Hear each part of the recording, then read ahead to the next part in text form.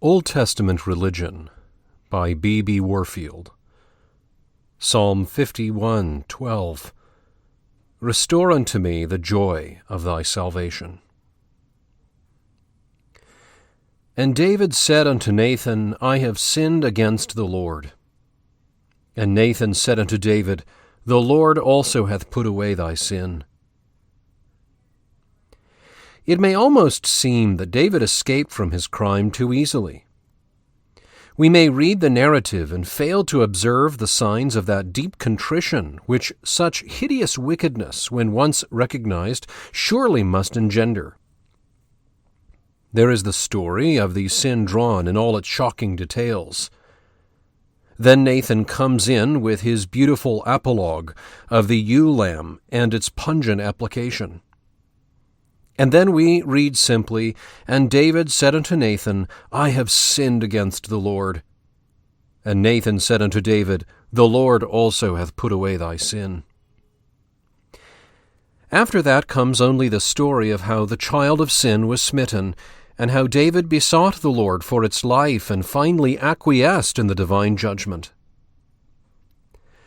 One is apt to feel that David was more concerned to escape the consequences of his sin than to yield to the Lord the sacrifices of a broken and a contrite heart. Does it not seem cold to us and external, David's simple acknowledgement of his sin and the Lord's immediate remission of it? We feel the lack of the manifestations of a deeply repentant spirit, and are almost ready, we say, to wonder if David did not escape too easily from the evil he had wrought. It is merely the simplicity of the narrative which is deceiving us in this. The single-hearted writer expects us to read into the bare words of David's confession, I have sinned against the Lord, all the spiritual exercises which those words are fitted to suggest, and out of which they should have grown. And if we find it a little difficult to do so, we have only to turn to David's penitential psalms to learn the depths of repentance which wrung this great and sensitive soul. One of them, perhaps the most penetrating portrayal of a truly penitent soul ever cast into human speech, is assigned by its title to just this crisis in his life. And I see no good reason why this assignment need be questioned. The whole body of them sound the depths of the sinful soul's self-torment and longing for recovery as can be found nowhere else in literature, and taken in sequence present a complete portrayal of the course of repentance in the heart from its inception in the rueful review of the past and the remorseful biting back of the awakened heart through its culmination in a true return to God in humble love and trusting confidence, to its issue in the establishment of a new relation of obedience to God and a new richness of grateful service to Him. Let us take just these four, Psalms 6, 38, 51, 32. In Psalm 6 sounds the note of remorse. It is the torment of a soul's perception of its sin that is here prominently brought to our most poignant observation. In Psalm 38, the note of hope, not indeed absent even from Psalm 6, becomes dominant, and the sorrow and hatred of sin is colored by a pervasive tone of relief. In Psalm 51, while there is no lessening of the accent of repentance, there is, along with the deep sense of the guilt and pollution of sin, which is expressed also, a note of triumph over the sin, which aspires to a clean heart and a steadfast spirit and a happy service of God and purity of life. While in Psalm 32, the sense of forgiveness, the experience of joy in the Lord, and the exercises of holy and joyful service overlie all else. Here we trace David's penitent soul through all its experiences, his remorseful contemplation of his own sin, his passionate reaching out to the salvation of God, the gradual return of his experience of the joy of that salvation, his final issuing into the full glory of its complete realization. In some respects, the most remarkable of this remarkable body of pictures of the inner experiences of a penitent soul is that of Psalm 51. It draws away the veil for us and permits us to look in upon the Spirit in the most characteristic act of repentance, just at the turning point as it deserts its sin and turns to God. Here is revealed to us a sense of sin so poignant, a perception of the grace of God so soaring, an apprehension of the completeness of the revolution required in sinful man, that he may become, in any worthy sense, a servant of God so profound, that one wonders in reading it what is left for a specifically Christian experience to add to this experience of a saint of God under the Old Testament dispensation in turning from sin to God. The wonderful depth of the religious experience and the remarkable richness of religious conception embodied in this psalm have indeed proved a snare to the critics. Quote, David could not have had these ideas, says Professor T.C. Shane brusquely. And indeed, the David that Professor Shane has constructed out of his imaginary reconstruction of the course of religious development in Israel could not well have had these ideas.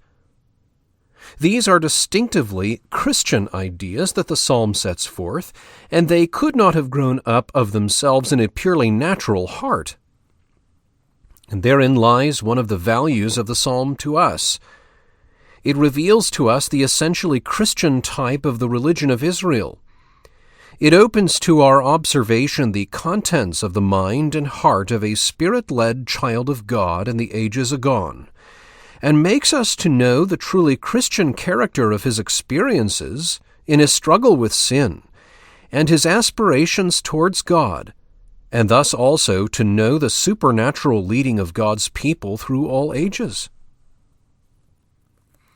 For consider for a moment the conception of God which throbs through all the passionate language of this psalm.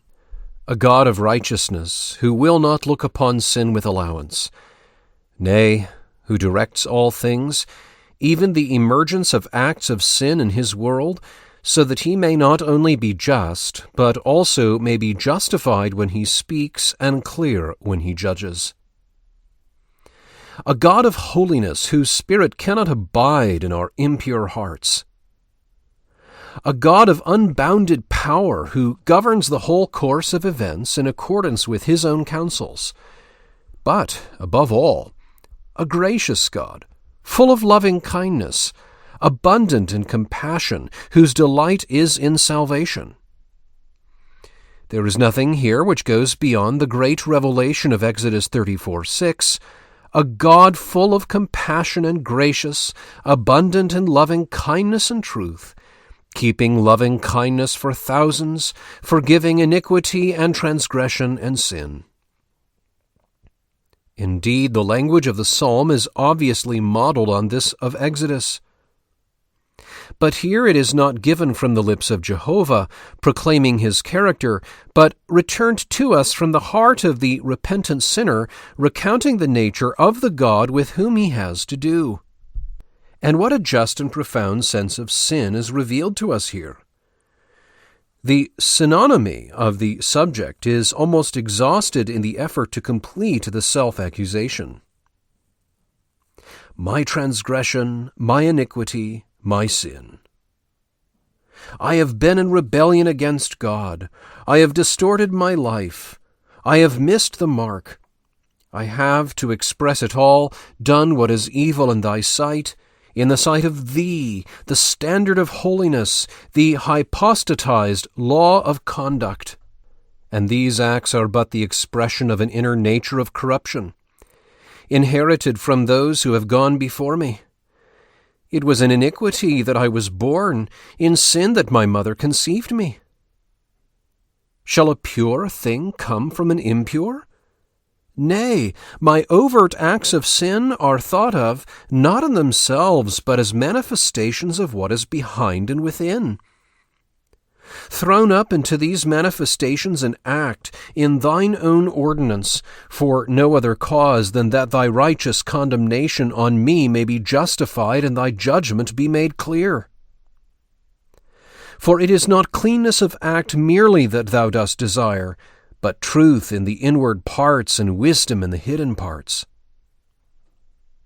Obviously, the psalmist is conceiving sin here as not confined to acts, but consisting essentially of a great ocean of sin within us, whose waves merely break in sinful acts. No wonder the commentators remark that here we have original sin more distinctly expressed than in any other passage in the Old Testament. Nothing is left to be added by the later revelation in the way of poignancy of conception, though much is, of course, left to be added in developed statement. Accordingly, the conception of the radicalness of the operation required for the psalmist's deliverance from sin is equally developed. No surface remedy will suffice to eradicate a sin which is thus inborn, ingrained in nature itself. Hence the passionate cry, "Create!" It requires nothing less than a creative act. Create me a clean heart. The heart is the totality of the inner life, and make new within me a constant spirit, a spirit which will no more decline from thee. Nothing less than this will suffice. A total re-begetting, as the New Testament would put it. An entire making over again can alone suffice to make such an one as the psalmist know himself to be, not by virtue of his sins of act, which are only the manifestation of what he is by nature, but by virtue of his fundamental character, acceptable to him who desires truth in the inward part. Nay, nothing less than this can secure to him that steadfastness of spirit which will save his overt acts from shame. Nor does the psalmist expect to be able, unaided, to live in the power of his new life. One of the remarkable features of the doctrinal system of the psalm is the clear recognition it gives of the necessity for the cleansing of the life of the constant presence and activity of the Holy Spirit. Take not thy Holy Spirit from me, and uphold me with a spirit of willingness. Thine to lead, mine to follow. Not autonomy, but obedience, the ideal of the religious life. The operations of the Holy Spirit in the sphere of the moral life, the ethical activities of the Spirit, his sanctifying work are but little adverted to in the Old Testament, and when alluded to, it is chiefly in promises for the Messianic period. Here, David not merely prays for them in his own case, but announces them as part of the experience of the past and present. His chance of standing, he says in effect, hangs on the continued presence of the Holy Spirit of God in him, in the upholding within him thereby of a spirit of willingness. Thus we perceive that in its conception of God, of sin, of salvation alike, this psalm stands out as attaining the high water mark of Old Testament revelation. It was by a hard pathway that David came to know God and himself so intimately. But he came thus to know both his own heart and the God of grace with a fullness and profundity of apprehension that it will be hard to parallel elsewhere. And it was no merely external knowledge that he acquired thus. It was the knowledge of experience. David knew sin because he had touched the unclean thing and sounded the depths of iniquity. He knew himself because he had gone his own way and had learned through what thickets and morasses that pathway led and what was its end. And he knew God because he had tasted and seen that the Lord is gracious. Yes, David had tasted and seen God's preciousness. David had experience of salvation. He knew what salvation was, and he knew its joy. But never had he known the joy of salvation as he knew it after he had lost it. And it is just here that the special poignancy of David's repentance comes in. It was not the repentance of a sinner merely, it was the repentance of a sinning saint. It is only the saint who knows what sin is. For only the saint knows it in contrast with salvation, experienced and understood. And it is only the sinning saint who knows what salvation is, for it is only the joy that is lost and then found again that is fully understood. The depths of David's knowledge, the poignancy of his conceptions of God and sin and salvation, carrying him far beyond the natural plane of his time and the development of the religious consciousness of Israel, may be accounted for, it would seem, by these facts. He who had known the salvation of God and basked in its joy came to know through his dreadful sin what sin is and its terrible entail, and through this horrible experience to know what the joy of salvation is, the joy which he had lost, and only through the goodness of God could hope to have restored. In the biting pain of his remorse, it all becomes clear to him. His sinful nature is revealed to him, and the goodness of God, his need of the Spirit, the joy of acceptance with God, the delight of abiding with him in his house.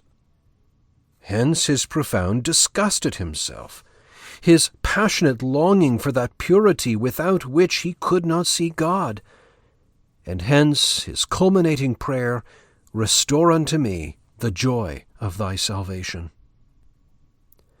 This audio recording was read by Michael Ives. I hope you found it enlightening and edifying. Visit my blog, westportexperiment.com, where I write about parish missions, the care of souls, and all things Reformed.